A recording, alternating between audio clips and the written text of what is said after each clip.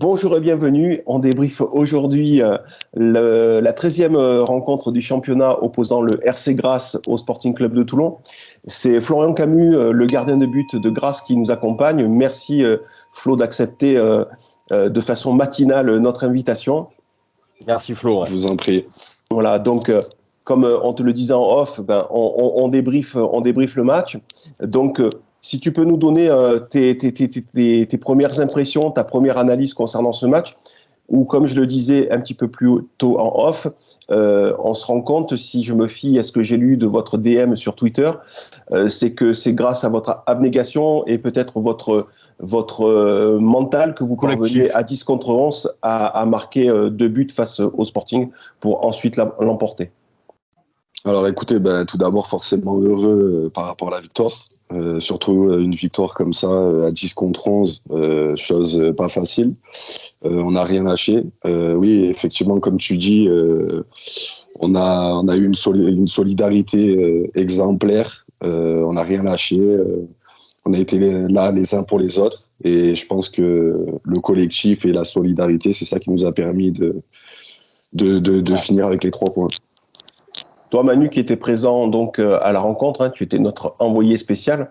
Tu peux nous parler un petit peu de l'atmosphère, de l'ambiance qui régnait autour de ce match? Ouais, donc au niveau de l'ambiance pure et dure, c'est les supporters du Sporting qui l'ont créé en chantant tout le match et voilà, en étant bouléguant le grillage. Voilà, avec un grillage qui a un peu vibré et ça voilà, sur le strict plan de l'ambiance, non, voilà, un match assez conforme à ce que je pensais, qu'un Grasse, qui a l'avantage depuis des années à avoir créé quelque chose avec Chabas qui a ce groupe dont Camus, Flo fait partie avec Medjer le capitaine. Bon, j'en oublie 2-3 autres. Je parle vraiment des plus anciens parce que par exemple Ako était là l'année dernière. Bon, je vais pas tous les citer. J'ai plusieurs noms que je sais qui sont là depuis un moment. Bref, et Grasse, c'est ça, c'est déjà son collectif et hier c'est clairement ce qui a fait la différence parce qu'à 10 contre 11, quand on s'est retrouvé à 10, ça a été une bonne chose pour le Sporting, commencer à plus dominer. Mais ils n'ont rien lâché, ils ont obtenu ce coup franc là, excentré, et puis ils mettent ce magnifique but là de la tête, et après ils n'ont même pas trop tremblé pour l'emporter. Juste, je pense, une réflexion me faisait, Flo n'a pas eu grand chose à faire dans ce match, à part prendre ce but où il a été un peu délaissé par sa défense, une grosse erreur défensive, et il pouvait rien faire, mais après je j'ai pas souvenir d'arrêt de sa part. Enfin, il a passé une soirée assez tranquille, Flo, je trouve. Ça t'a surpris, ça, d'ailleurs, Flo? Surpris. Après, je suis gardien, donc j'aime toujours avoir du taf. Mais après, si j'ai rien à faire, tant mieux. Ça veut dire que l'équipe fait le job, donc il n'y a aucun souci par rapport à ça. Après, effectivement, je rejoins Manu sur le fait que j'ai pas eu grand-chose à faire. J'ai pas eu d'arrêt pur et dur, ce qui est frustrant par rapport au but, parce que je prends un but et je fais quasiment pas grand chose dans le match. Mais tu peux faire là tu vas pas le faire évidemment parce que ça fait partie du jeu et etc. Mais bon, là c'est une grosse erreur défensive et puis bon là tu étais obligé de le prendre celui-là. Donc si on le marquait pas, nous disons qu'on aurait pu se mordre les doigts parce que voilà, on se retrouve à 2 contre 1 là et puis Sao il t'a ajusté, bon il y avait rien à faire quoi. Hein. Non, mais la sensation de ne pas être décisif, parce que la seule occasion que tu concèdes, tu la sors pas. Mais après, franchement, sur le but, tu peux pas faire grand-chose. Je comprends le sentiment du gardien à ce moment-là. Ouais. Ah oui, c'est frustrant. C'est frustrant. Je te coupe, Flo, mais surtout quand on le connaît un peu, Flo, pour moi, je veux dire, c'est le meilleur gardien du groupe Sud depuis de nombreuses années. Et donc, un des meilleurs gardiens de tout le CFA. Et on se demande même ce qu'il fait en National 2. Ouais, à titre personnel. Alors, je sais que Grasse est ambitieux et il peut monter avec Grasse et ça peut être vraiment une aventure sympa, mais mais Flo, c'est vraiment un gardien qui pourrait largement jouer au-dessus. Et hier, on n'aura pas vu ça, mais il est capable d'arrêts incroyables. Et il y est encore une fois, encore cette année, et grandement dans les résultats du RC Grasse. Hein. Merci beaucoup, Manu. Non, mais c'est pensé. Vous êtes donc mené 1-0 et finalement, 3 minutes après, vous égalisez. Vous n'avez pas eu le temps de douter. Exactement, on n'a pas eu le temps de gamberger. Ce but-là nous fait mal à la tête, mais on s'est dit on va se remettre sur le droit chemin de suite pour pas gamberger et essayer d'égaliser le plus rapidement possible. Jérôme, je vais passer à toi, puisqu'on t'a très peu entendu. Quel est ton regard sur ce match ? La sensation de la victoire de la cohérence dans le travail, c'est-à-dire que tu as un club d'un côté qui a, je crois, pas forcément tant de moyens que ça, qui fait un travail de longue haleine, qui fait des retouches chaque année en essayant d'être cohérent, pragmatique, et nous, une équipe avec des moyens, mais qui finalement, on chamboule tout, et le résultat est là, dans un championnat où tous les détails comptent, où c'est très serré, très homogène, où tout le monde peut battre tout le monde, la différence se fait sur ça, quoi, sur un travail cohérent et intelligent. Nous, tout a été chamboulé, on a changé 80% de l'effectif, et forcément, t'es pas prêt, l'effectif maigre, donc du coup, dès qu'il y a des absences, ça se ressent, et sur le terrain, ça s'est ressenti hier, et puis meilleur par rapport à d'habitude, ce qui m'a fait un peu peur, que j'avais déjà entreaperçu contre Saint-Priest en fin de match, c'est une petite forme de résignation. Je pense qu'on a un club qui veut jouer la montée, et quand tu veux jouer la montée et que tu te retrouves à 12 points de leader et à 1 point de la relégation, je pense que les têtes, elles commencent ça commence à partir en sucette, quoi. Donc, fin de saison un petit peu inquiétante à vivre, je pense. Flo, pour vous, c'était l'objectif de jouer le très haut du tableau ? L'objectif, c'était de faire le mieux possible, d'être déjà dans le top 3. Et après, sincèrement, on se pose pas de limite, en fait. C'est-à-dire que on joue chaque match comme une finale et puis on fera les comptes à la fin. Mais c'est sûr que moi, personnellement, compétiteur, moi, je rentre sur le terrain, c'est pour gagner tous les matchs. En début de saison, le coach ou le président, ils vous disent pas le maintien, quoi. Vous visez pas non plus le maintien, clairement. Enfin, je pense, en début de saison. Voilà, c'est quand même l'ambition. On vise pas le maintien. Comme j'ai dit, c'est... Voilà, exactement. Vous avez 26 points, vous êtes à 1 point du leader Gol FC. L'objectif, c'est vraiment d'aller les chercher pour au final monter ou vous calculez pas ça, vous vous contentez de faire vos matchs et comme souvent nous disent les joueurs ou les coachs qu'on peut interroger, on fera les comptes à la fin de la saison.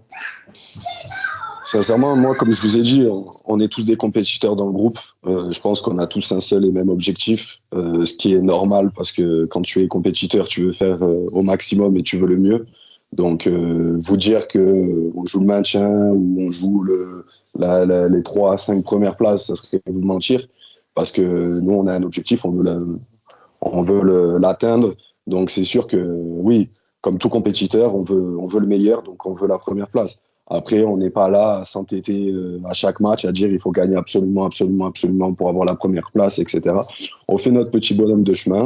Et puis, comme je vous ai dit tout à l'heure, on verra à la fin. Mais ce que je sais, c'est qu'on fait tout pour faire les meilleurs résultats possibles.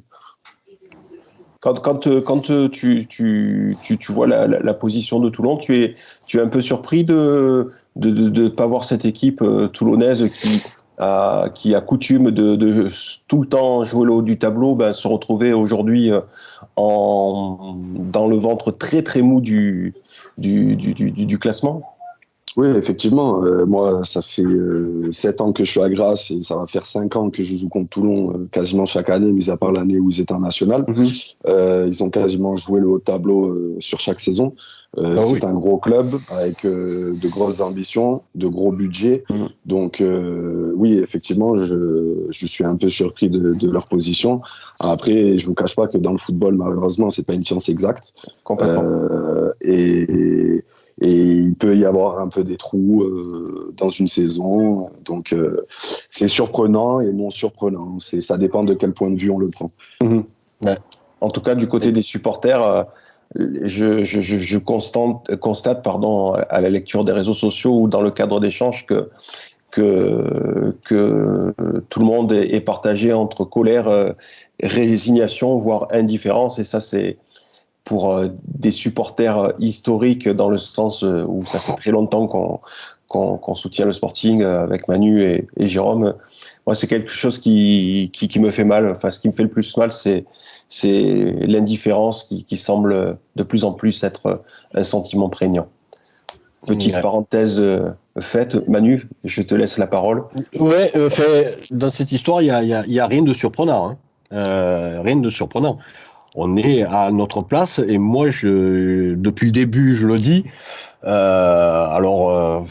On me répond à côté, mais le fait est, c'est que cette équipe, je le dis depuis le début, est mal bâtie, elle manque de talent, et c'est pas un hasard si on a le pire bilan depuis qu'on est en CFA sous l'Argeuil, mais même depuis qu'on a connu nos années CFA toutes depuis 15 ans. Toutes saisons confondues. C'est la pire saison et c'est pas du tout un hasard. C'est juste la logique même. Un recrutement raté. Aucune plus-value de joueurs. Aucun joueur, même ceux qui sont satisfaisants dans les recrues, n'ont apporté une plus-value au groupe de l'année dernière. Dilo n'est pas meilleur que Flo, Flo Andrani, que Flo Andrani. Voilà. Laborde, c'est pas meilleur que Sanoun ni Canet. Sissane, c'est pas meilleur qu'Echargui. Et puis après, pour le reste, c'est carrément en dessous. Enfin, si on s'en retrouve là, c'est pas Manu, c'est encore pire que ça. C'est encore pire que ça. Parce que les postes où tu cites les satisfactions, ce sont des postes où tu étais fourni. La réalité du terrain, c'est qu'il fallait garder où tu étais fourni et renforcer où tu avais tes problèmes. Oui. Là, tu as renforcé à des postes où tu étais fourni. C'est complètement con. Il n'y a pas oui, non, mais bien sûr. Mais je veux dire, voilà, c'est tout sauf surprenant. Et on pourra nous reprocher d'avoir été des oiseaux peut-être de mauvais augure, je ne sais rien, mais on le dit depuis le début. Donc aujourd'hui, voilà, le constat est là. On verra, on va attendre quand même Fréjus, parce que vous savez, le foot, ça va vite. Il suffirait qu'on batte. Il suffirait. Le terme, il est un peu.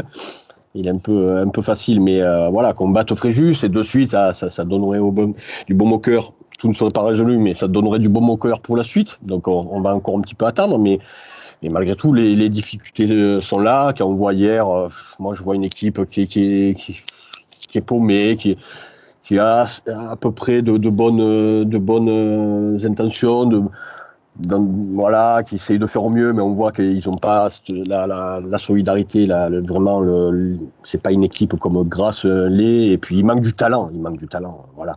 Et donc c'est tout sauf surprenant, et puis on aura le temps encore d'en reparler dans quelques semaines, parce que la colère gronde, mais aujourd'hui j'ai pas trop envie de tirer sur l'ambulance, voilà.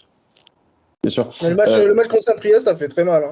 Quand tu es une équipe qui est, on va dire, dans une période de doute, mais où tu as quelques motifs d'espoir et que tu tombes à domicile contre la Lanterne Rouge, ce match, il a été déterminant dans ce qui va suivre dans la saison, parce que tu t'es retrouvé incapable de battre le dernier du championnat, qui était en plus sur 1 point dans 7 matchs. À ce moment-là, ça a été, moi, à mon avis, c'est le tournant de la saison pour nous, clairement. Vraiment, le plus gros tournant de la saison, qui était prévisible pour le coup, quand même, malgré tout. Flo, je voulais rebondir sur ce que vient de dire Manu. On a l'impression, en tout cas, on en discute souvent avec Manu, que le RC Grasse est un club qui parvient toujours à aller chercher des mecs en N3 ou et qui arrive toujours à recruter des joueurs qui se révèlent au RC Grasse. On peut penser à un joueur que l'on a bien connu au Sporting, c'est par exemple Goncalves. Voilà. Bagdadi, le dernier en date. Voilà, c'est ça. Le secret, c'est quoi ? C'est quoi le secret du travail, je pense. C'est Grasse. Après, oui, comme dit Manu, c'est un travail en amont aussi. C'est un travail qui est très bien fait aussi par la direction et notamment par le coach Loïc Chabas. Sincèrement, il arrive toujours à trouver les petites pépites. C'est incroyable. Et voilà. Mais c'est sûr que, comme j'ai dit, la direction et aussi notamment Loïc Chabas font un super travail et un très gros travail au niveau du recrutement. Et ça se ressent après, évidemment. C'est la mise en place d'une cellule de recrutement, des gens qui travaillent pour le club ou qui supervisent des joueurs dans les Alpes-Maritimes qui fonctionnent comme ça. Après, non, mais comme j'ai dit, je pense que le travail qui est fait en amont par la direction et le coach, et aussi les adjoints aussi, parce que je les oublie pas, exactement, en fait, ils ont voulu mettre une identité en place il y a plusieurs années maintenant. C'était du recrutement local sur la plupart des joueurs. Et on voit à l'heure d'aujourd'hui que ça porte ses fruits et que toutes les personnes qui ont contribué à ça ont les raisons, tout simplement. Ouais. Ah, bravo, hein, vraiment. Ouais. Moi, j'adore cette façon de travailler. Hein. Je répète souvent, tant pis pour ceux qui l'ont entendu plusieurs fois, mais moi, non, mais je prends l'exemple concret. Je vais essayer de le faire de mémoire, hein, mais ils ont Campéon, c'était à l'époque le meilleur buteur en CFA2, même en CFA, non pas en CFA. Le meilleur buteur l'a fait. Je te coupe la nuit, c'était monsieur, moi je l'appelais comme ça, c'était monsieur un match, un but. Ouais, non, il était incroyable. Donc Campéon, bon, voilà, il part. Alors, c'est là où il faut que je me rappelle, parce que maintenant, ça commence à dater, parce que chaque année, il faut remettre un jour. Donc, il le remplace c'est pas par Guélade, ou c'est pas encore parce que si c'est ça... Mafuta. Non. Avant, il y a Guélade quand même, parce que Mafuta, ça fait partie des avant-derniers. Non, parce qu'il y a Guélade qui part. Bon, après, il s'est un peu paumé, mais malgré tout, une fois qu'il passe par Grasse, il part en Ligue 2 à Créteil. Après, ils prennent Gongalves. Guélade part, ils prennent Gongalves pour remplacer. On a vu ce que ça a donné Alex, très bon joueur. Alex part, c'est là qu'ils prennent Mafuta, justement. Mafuta, ben voilà, D1 Suisse, etc. Mafuta part, ils prennent Sami Bagdadi. Entre-temps, il y avait Warren Kaji aussi qui c'est ça qui est remarquable. Tu perds ton joueur et c'est un truc, moi, en foot, que j'ai jamais peur. Si tu perds tes bons joueurs, tu dois être capable. Les bons joueurs, il y en a de partout, mais il faut savoir les repérer. Et c'est ce que fait Grasse depuis des années. Et voilà. Et cette année, alors même s'il a un peu du retard un peu à l'allumage, et encore qu'il a été décisif 2 fois, hein, mais vous avez pris ce Dame Gay qui, je pense, dans les mois à venir sera intéressant. Hein. Je sais Exactement. Pas. Hein, ce Dame Gay là, hier votre duo d'attaque Dame Gay, Dramé Sissoko, voilà, hein, le premier, ça a été le héros malheureux du match. Hein, il marque ce magnifique coup franc, Sissoko, et après il se prend ce rouge un peu dur quand même, hein, parce que je trouve aussi. Simulation, mettre un deuxième carton alors qu'il n'a. Est-ce qu'il y a vraiment simulation? En plus, tu peux tomber sans qu'il y ait faute. Hein. Oui, mais je trouve c'est bon, c'est là on peut pas dire que ouais. L'arbitrage hier était plutôt pro-sporting, ça il faut aussi le souligner. Il y en a beaucoup qui oh là là, les arbitrages, hier il était plutôt pour nous l'arbitrage, et puis vous voyez ce qu'il en est devenu, hein, donc voilà.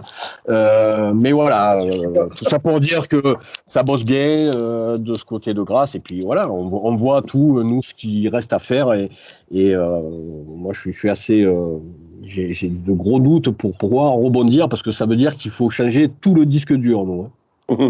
Là, vous venez d'évoquer le carton rouge. Justement, il y a un carton rouge de chaque côté. Il y a 4 jaunes pour Grasse, 3 pour le Sporting. Ça veut dire que l'arbitre a été généreux dans sa distribution, ou c'était plutôt un match quand même d'hommes comme on peut entendre c'était pas dans des matchs télévisés? Non, j'ai pas trouvé que c'était hyper agressif. Il y a eu quelques gestes un peu chauds, mais c'était pas incroyable. Hein. Non. Hier, après, le rouge est hyper sévère. Le notch, je vois pas, la faute est très loin de Gomez. J'ai pas trop vu si c'était. T'as vu toi, Manu, quoi, la faute de Gomez? C'était loin. Je pense que c'est pas. Je pense que c'est plus de la maladresse que de la méchanceté. Mais le geste méritait le rouge, parce que c'était violent. ça aurait pu faire très très mal, et c'était un geste violent, et l'arbitre pouvait que mettre le rouge, surtout en ayant mis le rouge avant à Sissoko. Il était obligé de mettre le rouge. Hein. Mais encore une fois, je pense que c'était plus maladroit qu'autre chose parce qu'il veut taper dans le ballon et puis il loupe le ballon, il prend le joueur. Mais ouais, c'était trop maladroit pour que ça ne soit pas sanctionné et trop violent pour que ça ne soit pas sanctionné. C'est vrai que vu de fut, on avait aussi cette sensation que l'arbitrage était un peu plus en notre faveur quand même. Ouais. Ah oui. C'est assez rare pour s'en rendre compte, oui, pour le coup. Ouais, ouais, je trouve qu'il était un peu plus clément avec les Toulonnais qui avaient les grosses phrases. Il devait connaître notre situation, je pense. J'ai plutôt eu ce sentiment, Flo, ou le sentiment de l'équipe. Je partage ce sentiment aussi. Ouais. J'ai eu l'impression que c'était un peu à sens unique hier. Surtout en seconde mi-temps. En première mi-temps, pas spécialement. Enfin, en tout cas, voilà. Mais ça s'est accentué au fur et à mesure du match, je trouvais. Ouais. Mais bon. Et comme je reviens sur l'expulsion de Sissoko, je trouve ça un peu dur parce que l'arbitre, il aurait pu être un peu plus pédagogique, c'est-à-dire qu'il savait qu'il avait déjà un carton jaune. C'est ce que je reproche, bien sûr. Il y a quand même un petit contact, donc je pense qu'il aurait pu lui dire dernière fois, mais c'est pour ça que je trouve ça un peu dur. Ah ouais, parce qu'en termes de simulation, on a vu pire. Là, c'était peut-être une simulation, mais elle était petite, donc prendre un jaune sur là. Et sincèrement, je suis même pas sûr qu'il y ait simulation. Vraiment. Ouais, mais moi, voilà, qui siffle pas, très bien, parce que je pense que vraiment le penalty aurait été très sévère. Par contre, non, simulation, non, dur, très dur. Ouais. Injuste, mais bon. Ouais. Tout à l'heure, Manu, tu évoquais la grosse ambiance apportée par les supporters toulonnais. Flo, c'est quelque chose qui vous galvanise quand des supporters adverses viennent mettre une grosse ambiance, une forme de pression sur vous? Personnellement, moi, j'y fais pas forcément très attention. Je suis très concentré sur mon match, sur ma performance. Donc, moi, sincèrement, ça me fait ni chaud ni froid. Moi, quand je rentre sur un terrain, j'ai un seul et même objectif, c'est de faire une grosse prestation pour aider l'équipe et pourquoi pas aider l'équipe à atteindre la victoire au bout. On a vu au niveau des stats réalisés par notre copain Geoffrey d'Amastat que les deux équipes ont tiré 10 fois au but, 4 cadrés pour Grasse, 2 seulement pour le Sporting. Qu'est-ce que tu en fais comme lecture, Jérôme, de cette statistique? Je sais pas, qu'offensivement on est à la rue. Mais ça, on ne découvre pas aujourd'hui. Mais après, moi j'ai trouvé que le match dans l'ensemble hier, c'était pas un très haut niveau, quoi. On a parlé d'âpreté, c'est un peu l'idée, sans que ça soit physiquement incroyable, mais c'est vrai que ça a peu de prise de risque, je trouvais aussi, de la part des deux équipes. J'étais assez surpris de la part de Grasse parce qu'ils ont de l'ambition, ils sont à domicile. Je connaissais pas trop, donc je sais pas trop les intentions du coach, s'il est ambitieux dans le jeu ou quoi que ce soit, mais je trouvais que ça prenait pas énormément de risques. Et vu qu'ils étaient face à une équipe malade comme la nôtre, je m'attendais à quelque chose de plus agressif, quoi, de rentrer un peu plus dans le large. J'étais assez étonné par ça. Il a fallu qu'on ouvre le score pour qu'il y ait une petite réaction, quoi, de leur part. Mais sinon, un match fermé dans l'ensemble avec très peu d'occasions, pas tant que ça, quoi. Et puis 3 coups de pied arrêtés, quoi, pour les buts, quoi. 2 coups de pied arrêtés de leur côté et nous une action qui n'est même pas construite, une mauvaise relance. Donc ça montre bien qu'il a fallu vraiment pour que ça se décante des trucs un petit peu particuliers, quoi. Manu, je te voyais hocher la tête. Non, il est surpris, non, c'est pas surprenant. Tu m'en avais parlé, c'est pour ça que je disais mon point de vue. Oui, non, Grasse n'est pas une équipe Flo, je pense pas qu'il va me contredire. Il n'est pas connu pour. La force de Grasse, c'est pas son jeu. Chabat, c'est quand même l'entraîneur qu'on pourrait qualifier de relativement prudent et qui aime bien être solide sur ses bases. Batoli aussi, c'est pas l'audace qui le caractérise et puis en plus il a pas trop d'atouts pour pouvoir les mettre en valeur, en exergue. Donc non, c'était assez conforme à ce que je pensais du match, un match plutôt fermé, même si, alors moi pour le coup, connaissant un peu Grasse comme ça, je trouve qu'ils ont plutôt plus. D'ailleurs, plus joué que d'habitude, oui, parce qu'ils ont, mine de rien, donc justement, hein, pour prendre les stats, je crois que c'est du 60-40. 60% de. Ouais. Et je pense qu'ils, même avec leur style toujours très prudent et solide, mais ils ont quand même essayé d'un peu jouer malgré tout. Et d'ailleurs, on l'a vu, hein, ils ont essayé de. Là où ça a été beau, par contre, c'est à 10 contre 11, ils se faisaient dominer, mais ils ont donc essayé et puis ça leur a réussi de marquer. Ils ont essayé de remporter ce match, alors que ils auraient peut-être pu se dire, Toulon, malgré tout, même si c'était pas le Toulon d'avant, mais invaincu à l'extérieur, etc. Et puis non, ils ont voulu arracher la victoire et ils ont été récompensés.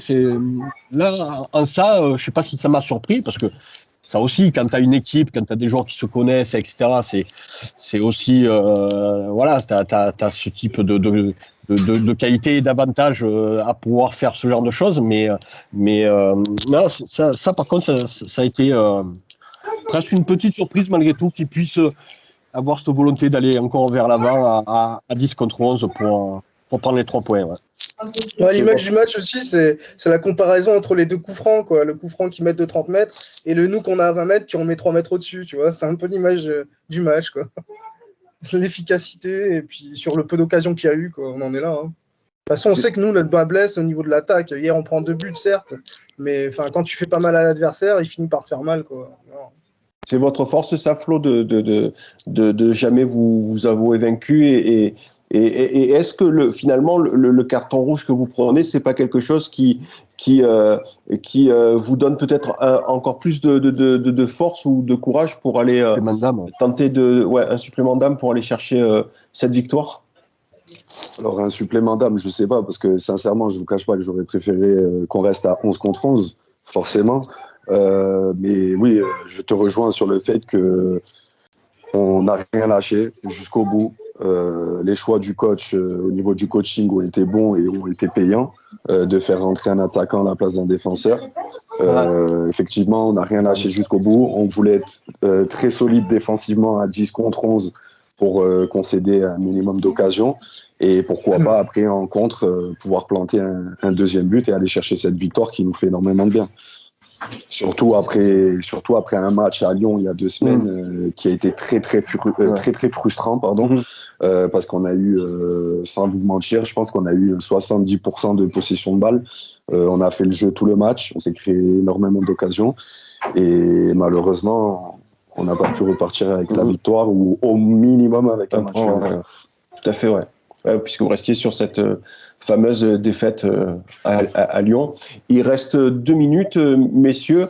Manu, Jérôme, quelque chose à évoquer par rapport à la rencontre? Côté sporting, j'entends. Dernier match avant la trêve, la semaine prochaine. Si tu veux, on peut parler la semaine prochaine. Hein. Bah oui, avec la réception de Fréjus qui a encore gagné hier soir et qui a battu la grosse équipe de Saint-Priest. Ouais, et qui confirme semaine après semaine ce que je ne cesse de vous dire en off, hein, que c'est une équipe qui est en train de grappiller des points. Oui, ça fait un moment que je le dis, moi. Ouais. Très haut. Mais d'ailleurs, alors juste Fréjus pour moi, la petite bascule qui se passe, elle est contre Grasse. Alors même s'il concède le nul 2-2, et je sais que Flo, je me rappelle. Et je sais que Flo n'y était pas. Peut-être que justement avec Flo ils auraient peut-être pu l'emporter parce que peut-être ils prennent pas 2 buts là-bas. Et Grasse a su revenir 2-2. Mais malgré tout, je pense que ce match-là, Fréjus leur a fait du bien parce que je pense qu'ils ont vu qu'ils pouvaient. Enfin, c'est comme ça que tu l'analyses. Je l'analyse, bon, peu importe, on s'en fout. Mais voilà, ils ont pu mener 2-0 contre Grasse, même s'ils se sont fait rejoindre. Je pense qu'il s'est passé malgré tout quelque chose là. Et d'ailleurs, si elle a l'occasion, Jean-Guy Ouellem, on lui posera la question directement, parce que moi, c'est une réflexion que je me suis faite. Et voilà, mais ouais, Fréjus compliqué la semaine prochaine, mais on vient de perdre pour la première fois de la saison à l'extérieur, donc on peut gagner pour la 2e fois à domicile. Ouais. Cette saison. On verra.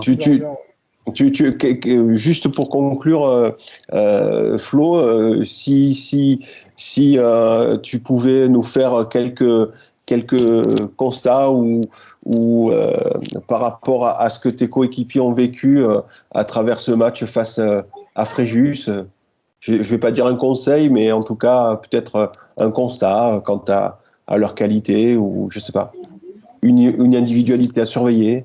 Une caractéristique de l'équipe. Ouais.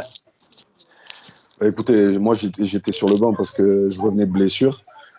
J'ai trouvé que c'était une équipe avec beaucoup d'individualité, de fortes individualités. Le joueur, je me souviens, qui avait été très bon contre nous, c'était Momo Schmid. Il avait fait très mal dans l'entrejeu et par sa vision de jeu et par ses passes, sa dernière passe. Donc s'il y avait un joueur à retenir, c'était lui. Voilà, après, c'est une équipe que j'ai vue ces derniers temps qui a relevé la tête. Ouais. Je pense que le nul contre nous, je suis pas trop d'accord avec Manu, je pense que le nul leur a fait un peu du mal quand même.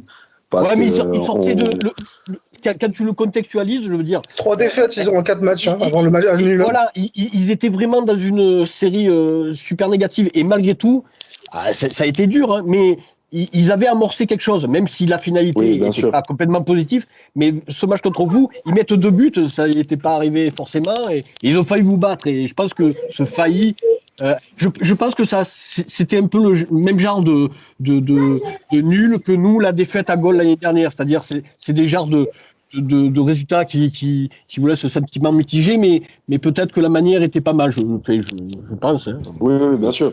Non, mais moi, c'était vraiment... En tout cas, depuis ce match-là, ils ont bien décollé, en tout cas. Voilà, c'est ça, c'est ce que j'allais dire, c'est que je trouve qu'ils se sont bien rattrapés depuis un bon petit moment, donc ça va être un beau match. Jérôme, un dernier mot? Et vous aussi, Louan, grâce le match très intéressant. Hein. On risque d'avoir une fin de saison sympa, puisque jouer le maintien, ça nous est pas arrivé, c'est original, on va voir un peu comment ça va se passer. Ouais, ça fait longtemps que ça ne s'est pas produit. Flo, un dernier mot avant que l'on se quitte? Ben, écoutez, j'espère que personnellement et collectivement, on va bien finir l'année. Ça serait bien d'engranger les 3 points encore à domicile parce qu'on a la chance de recevoir une deuxième fois. Ouais. En plus, contre un concurrent direct aussi, Louan Cuiseaux. Donc, on espère tous bien finir l'année et pour pouvoir passer de belles fêtes et réattaquer sur les tambours battants en janvier, à hier. Juste, c'est encore à Grasse, non, le match? Oui, c'est à Grasse. Ouais. Vous recevez 2 fois d'affilée, ouais, d'accord. Ouais. Exactement.